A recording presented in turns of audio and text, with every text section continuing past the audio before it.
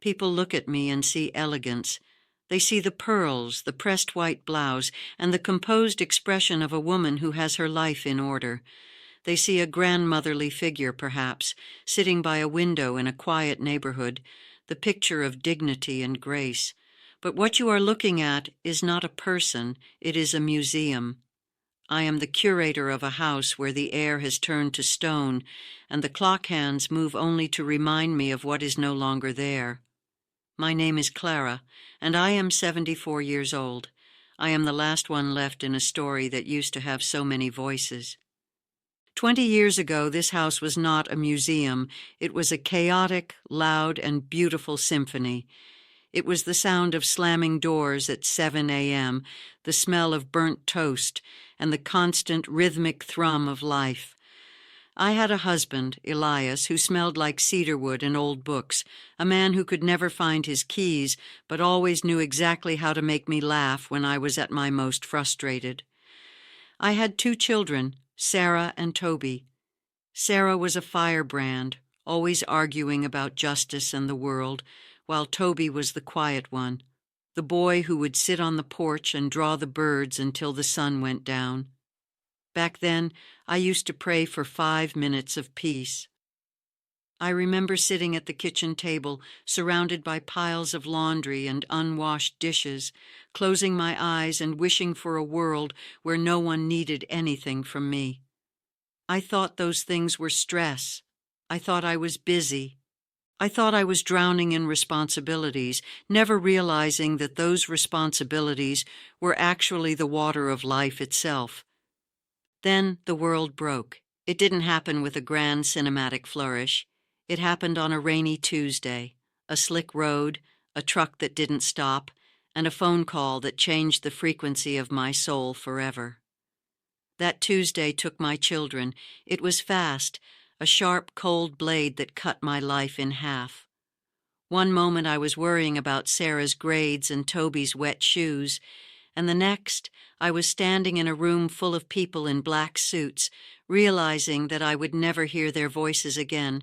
Elias and I tried to hold on to the pieces. We tried to build a bridge across the canyon of our grief, but grief is a heavy anchor.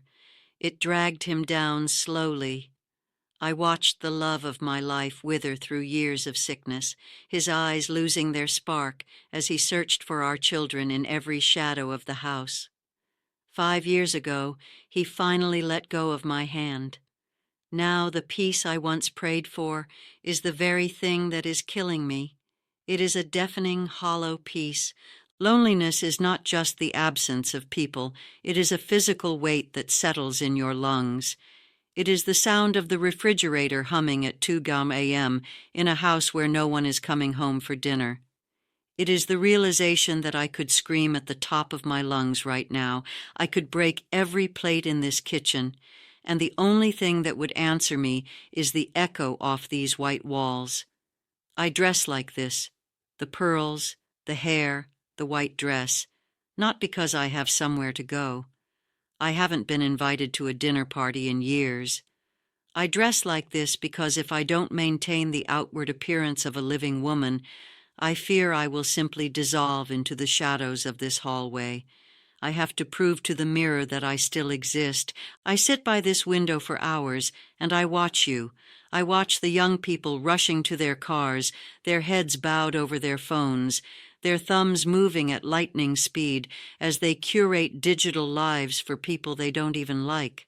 I see young couples walking down the street, both of them staring at screens instead of each other's eyes. You are trading the heartbeat of the person next to you for a notification from a stranger. You treat your time like it's an infinite resource, like you have a million Tuesdays left in your pocket. You think your parents will always be a phone call away. You think your partner is a permanent fixture in the room, like a sofa or a lamp. You are wrong. You are so dangerously wrong. The greatest lesson loneliness has taught me, a lesson I paid for with everything I owned, is that the things we call interruptions are actually the life itself. Do you understand?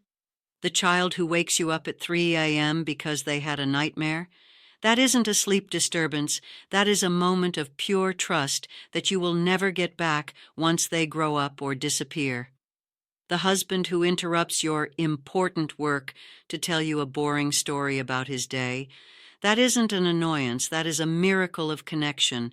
Every annoying habit, every petty argument over whose turn it is to do the dishes, every loud, messy, frustrating moment is a thread in a tapestry, and that tapestry can be unraveled in a single heartbeat, leaving you with nothing but smooth, cold floors and a silence that never ends. I see you waiting. You are waiting for the weekend to be happy. You are waiting for the promotion to feel successful. You are waiting for the vacation to finally talk to your spouse. You are wishing your life away, sprinting toward a finish line that doesn't exist.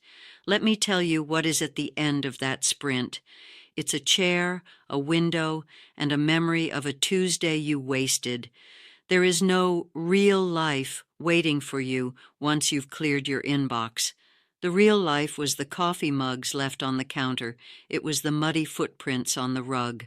It was the sound of a voice calling your name from the other room, a voice you currently take for granted because you assume it will always be there to call you.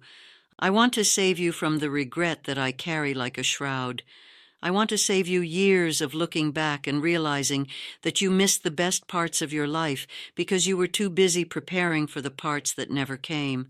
Loneliness has a way of stripping away the vanity and the ego until all that is left is the truth.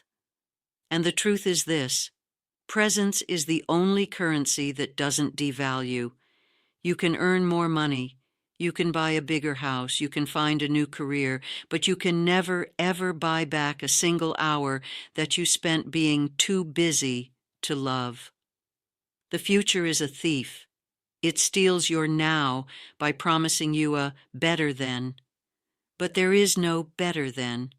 There is only the warmth of a hand you can hold today and the silence of the room you will inhabit tomorrow.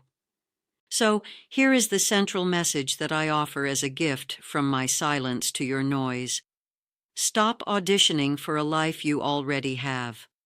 Most of you are so busy trying to build a perfect life that you are neglecting the beautiful, messy, imperfect one that is currently sitting right in front of you. You are treating the people you love as background characters in the movie of your ambition. But when the lights go out and the movie ends, those background characters are the only things that ever mattered. Your legacy isn't your bank account or your title. It is the amount of yourself you gave to the people who will miss you when you're gone. Take care of your people, not eventually, but now. Don't let a grudge live through the night.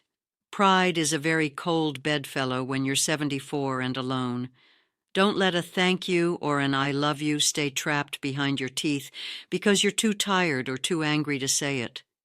Swallow your ego until it chokes you, because it is better to be humble and surrounded by love than to be right and sitting alone in a museum of your own making. When you leave this moment, put your phone in a drawer. Go to the person you love.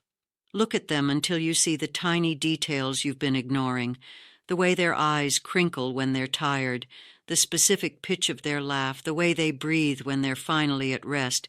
Don't just be in the room, be in the moment. Thank God for the noise. Thank God for the mess. Thank God for the interruptions and the complications. Because the alternative is a perfection that feels exactly like a grave. Don't wait until you are the curator of a museum to realize that a dusty coffee mug on a table was the most beautiful thing you ever owned. The treasure wasn't at the end of the journey. The treasure was the person walking next to you the whole time. Don't let the silence be the first thing that makes you appreciate the sound.